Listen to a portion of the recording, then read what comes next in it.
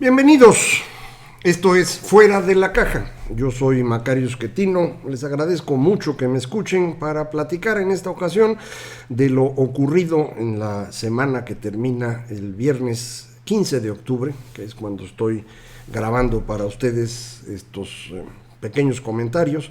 Creo que el tema más relevante sigue siendo la reforma eléctrica presentada por el presidente López Obrador, aun cuando al inicio de la presentación de esta reforma muchas personas pensaban que había grandes posibilidades de que esto rompiera al PRI y por lo tanto pudiera ser aprobada. Me parece que 2 semanas después de su anuncio es muy claro que no hay muchas posibilidades de que la reforma avance. Y la razón es que incluso al interior de la coalición presidencial hay dudas de si vale la pena arriesgar todo el país por una reforma absurda. Muy claramente, la Comisión Federal de Electricidad es incapaz de dotar a todo México de electricidad. No lo está haciendo hoy, no lo ha hecho desde 1992 y la razón es que no le alcanza la capacidad instalada. Durante un tiempo lo que trató de hacerse fue financiar las inversiones necesarias para poder proveer electricidad a México, financiarlas a través de este esquema que se llamó PIDIREGAS, proyectos de inversión diferida relacionados al gasto, de ahí viene el acrónimo, que lo que trataban de hacer era pues financiar inversión específicamente en las empresas energéticas, en Comisión y en Pemex, sin pasar por el presupuesto federal para evitar que tuviéramos un déficit muy grande. Entonces se anotaban en otro lugar y esto permitía pues dar información a agencias internacionales de que no estábamos teniendo exceso de gasto, mientras se financiaban con contratos específicos que se iban pagando conforme la empresa podía producir electricidad y venderla. Esto funcionó, pero aún así no daba la velocidad a la que se requería incrementar la electricidad.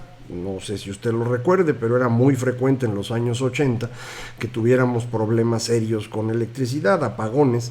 Había incluso contratos especiales de Comisión Federal para interrumpir el abasto con 15 o 30 minutos de aviso. Que cobraban un poco menos a cambio de que una empresa estuviera dispuesta a estos paros eléctricos, prácticamente, insisto, con 15 minutos de aviso. Esto no permite a un país ser competitivo, entonces se optó por abrir la posibilidad de que empresas privadas produjeran electricidad y se la vendieran a comisión. Esto se hizo a través de un esquema llamado Productores Independientes de Electricidad, los PIE. Estos arrancan en aquellos años. Se trata de modificar la Constitución para que esto estuviera más claro. No se logra en 98 y entonces quedaron en un limbo jurídico. La ley permitía la Constitución no, pero no se quiso hacer nada para no complicarse la vida hasta que llega la reforma estructural de 2013, en donde pues ya se hace todo el arreglo para que esto estuviera más claro. Se abre la posibilidad de las subastas de largo plazo, en donde México en 2017 obtiene, prácticamente hablando a nivel internacional, los mejores precios de energía solar y energía de viento. Muy barato comparado con cualquier otra forma de generación de electricidad. Es algo que muchas personas no pueden imaginar, incluyendo al presidente. Recuerde usted, su mente está en los años 70 y en esa época producir electricidad con paneles fotovoltaicos costaba una fortuna.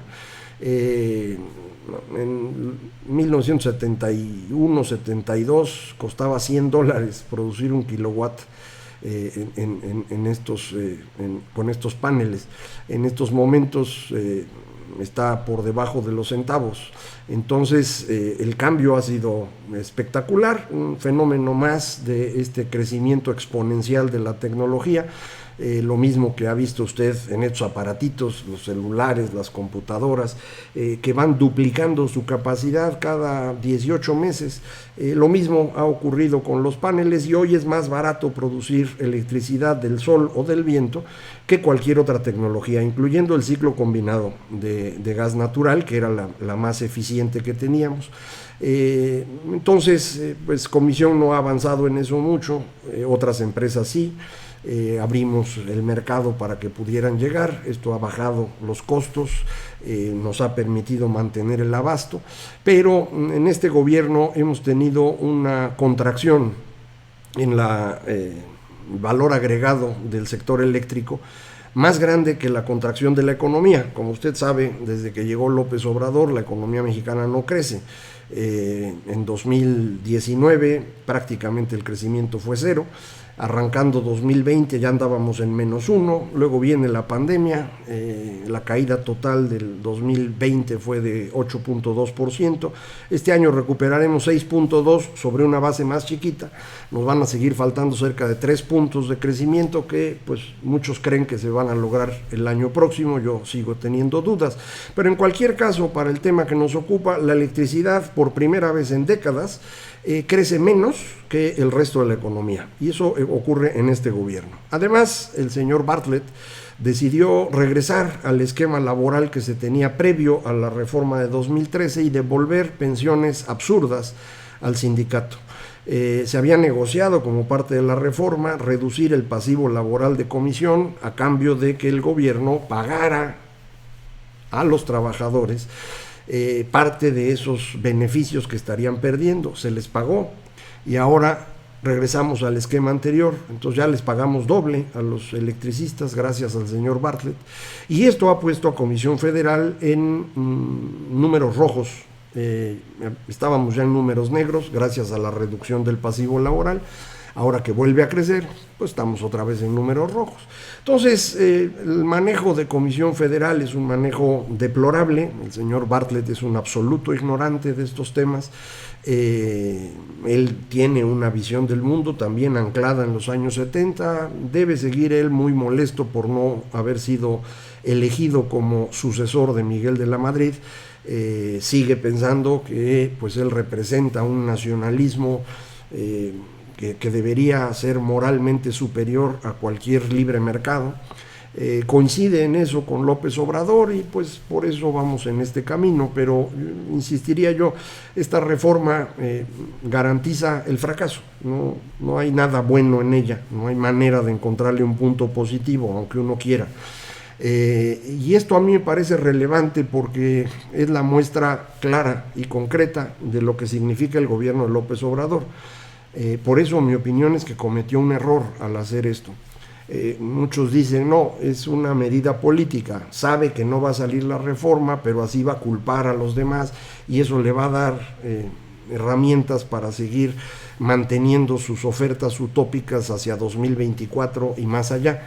Tal vez eso sea lo que está pensando él, pero creo que nos acaba de dar una muestra muy clara de lo que él quiere. Esto no había pasado antes. Uno podía discutir mucho si la medida de jóvenes construyendo el futuro pues es buena o no. Hay opiniones de que esto ayuda a los jóvenes a colocarse en el mercado laboral. Uno cuando ve las cifras dice pues sí, pero a un costo muy elevado. Lo mismo ocurre con la pensión universal no contributiva, el programa de adultos mayores, unas pensiones que han ido creciendo muy rápidamente, y habrá quien diga sí, pero pues las personas mayores necesitan apoyo. Yo diría sí, las mayores y las menores y todas. El asignar a las personas mayores estos recursos pues nos deja sin dinero para poder hacerlo, por ejemplo, en educación o en salud de mejor manera. Y es algo que se puede discutir, insisto, aquí pues muy difícil decir yo tengo razón y usted no. En cambio, con la reforma eléctrica el asunto es clarísimo, ahí no hay ninguna duda.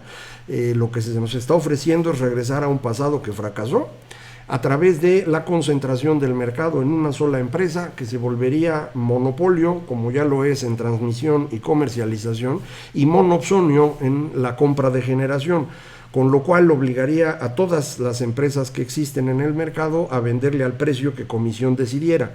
Adicionalmente, porque son además bastante tontos, están sugiriendo que el orden de despacho que se utilizaría empezaría con hidroeléctricas, algo que no es frecuente porque hidroeléctricas suelen usarse mejor para picos de demanda, después entrarían termoeléctricas y al final energías limpias, cuando son las más baratas y cuando son las mejores en este momento, sobre todo si tenemos compromisos que cumplir en materia de transición energética. Entonces aquí no hay duda. Aquí no hay duda, la reforma que está proponiendo el presidente no tiene ningún punto positivo. De manera que quien la defiende, en mi opinión, solo puede provenir de uno de tres grupos que describí en mi artículo del viernes en el Financiero. Hay un primer grupo de deshonestos, personas que entienden lo que están haciendo, pero no les importa, porque lo están haciendo para un beneficio personal. El presidente mismo, que lo hace para seguir en campaña, que es lo único que sabe hacer. El señor Bartlett, que quiere demostrarnos que siempre tuvo razón y es un gran nacionalista. La señora Nale, que está buscando ser gobernadora. La señora Sheinbaum, que quiere ser presidenta. 2 o 3 diputados que quieren demostrar que son leales seguidores de López Obrador. Algunos opinadores, probablemente los moneros, algún otro del grupo cercano de la esposa de López Obrador, que pues se dedican a eso, no tienen otra cosa que hacer. Este es el grupo de los deshonestos. Hay un segundo grupo de los ingenuos. Tal vez la palabra adecuada sea idiota, en el sentido original del término griego, de aquella persona que solo se ve a sí misma y que no puede entenderse en el contexto de la sociedad. Es el contrario del animal político, del animal de la ciudad al que se refiere Aristóteles. Muchas personas son así, no les interesa lo que está pasando en el país, no se enteran de nada, ven la mañanera, le creen al presidente, no quieren preocuparse mucho. Y entonces los sorprende todo, ¿no? De pronto llegó la pandemia y pues ni cuenta se dieron, y empezaron los muertos y el confinamiento y se perdieron empleos y el crecimiento no se recupera, empieza a haber inflación y todo les sorprende porque no estaban enterados de nada. Y pues no están enterados porque lo único que ven son las mentiras del presidente, ¿no? 90 mentiras diarias, pues con eso es fácil mantener ocupada a la población. Este es el segundo grupo. Y hay un tercero, los cobardes, que en México abundan. Este es un problema que tenemos. En México a la gente le cuesta mucho trabajo tomar una posición y defenderla. Les da miedo el poder. Lo entiendo, porque el siglo XX así fue, un país controlado por un grupo que no nos permitía pensar, expresarnos, publicar nuestras ideas. Fue difícil ir ganando espacios en medios. Esto empezó a ocurrir en serio en los años 80, cuando ya traíamos encima la crisis, y para el gobierno fue muy difícil controlar la opinión como lo hacía anteriormente. Empezó la apertura en radio. Me tocó a mí todavía un último golpe de censura en 1997, cuando el PRI estaba a punto de perder su mayoría de siempre en la Cámara de Diputados, y pues nos cerraron un espacio en radio. Fuera de eso, la verdad, yo no he tenido problemas, salvo con los seguidores de López Obrador, que son muy agresivos, pero no ha habido una censura del gobierno, por ejemplo.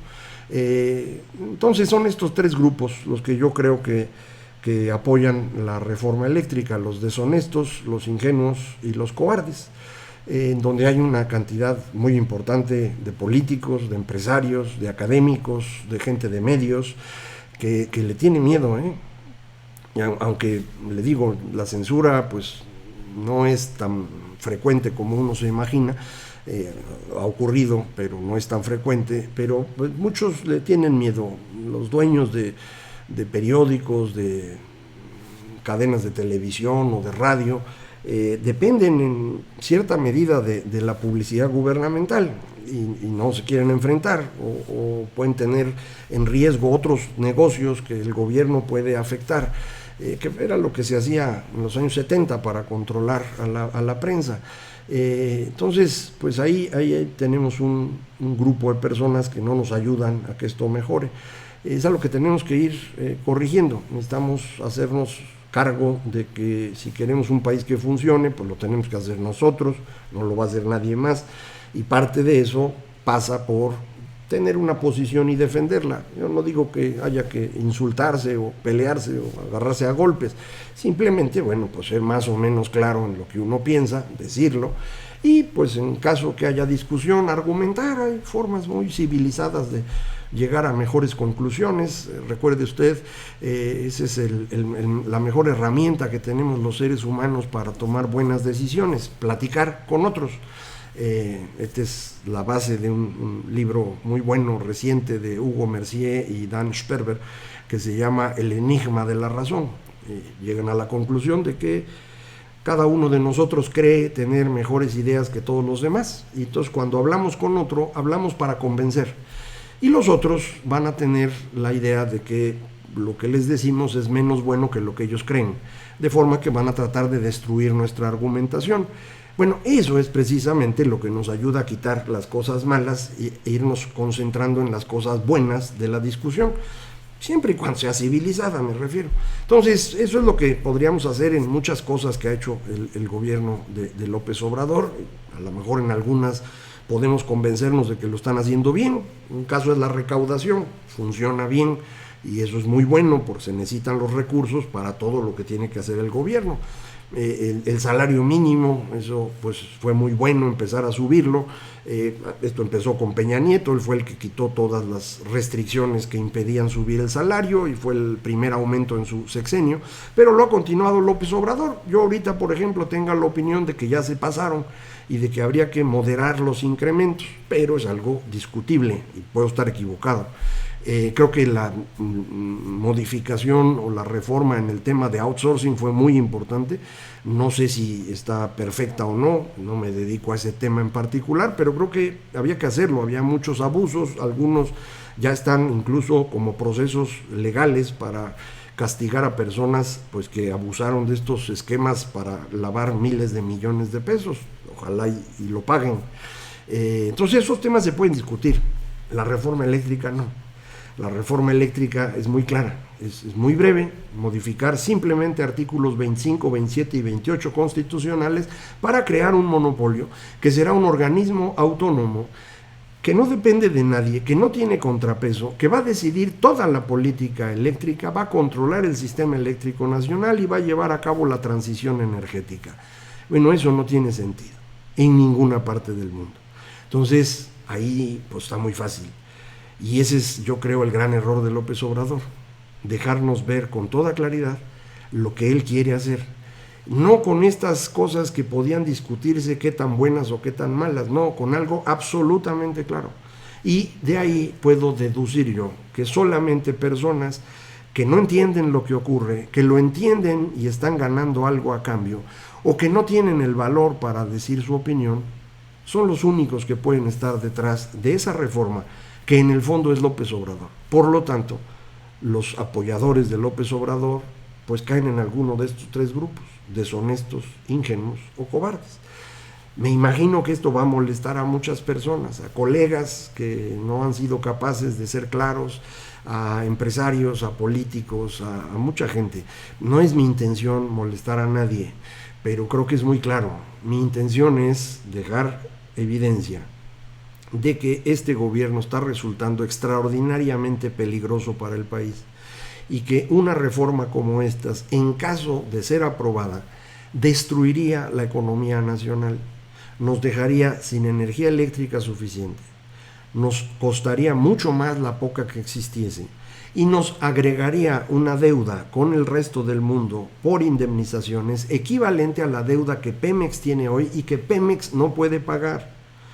No hay un punto bueno en esto, ninguno. Ni siquiera es un tema de soberanía. No puede ser soberano alguien que no es capaz de generar su electricidad. Y esto no depende del gobierno, depende de la capacidad de la economía para mantenerse funcionando. Si usted no le alcanza para comer, explíqueme cómo puede decidir sobre el futuro de su existencia. Porque eso es la soberanía, ser el que toma las decisiones sobre lo que quiere hacer. ¿Puede alguien que no es capaz de sobrevivir tomar decisiones de largo plazo sobre su existencia, pues es imposible. Por lo tanto, ni siquiera es un tema de soberanía. Pero bueno, ya platicamos mucho de esto, esperemos que las cosas se vayan aclarando, muy probablemente esto vaya a desquebrajar a Morena más en este proceso de sucesión adelantada que continúa, en donde la señora Sheinbaum pues ya a través de su procuraduría dice que el culpable de todo es Marcelo, y desde el Senado el señor Monreal dice pues aquí no va a pasar la reforma, a ver cómo le hacen. Va a estar bonito esto, una desgracia que nos haya tocado un gobierno tan malo en una oportunidad tan especial como la que tenemos hoy, aprovechar la ruptura entre China y Estados Unidos, pues no podemos. Pero bueno, vamos a esperar que esto empiece a mejorar, ojalá así sea, y aquí vamos a seguir platicando todas las semanas. Muchísimas gracias por escucharme, esto fue Fuera de la Caja.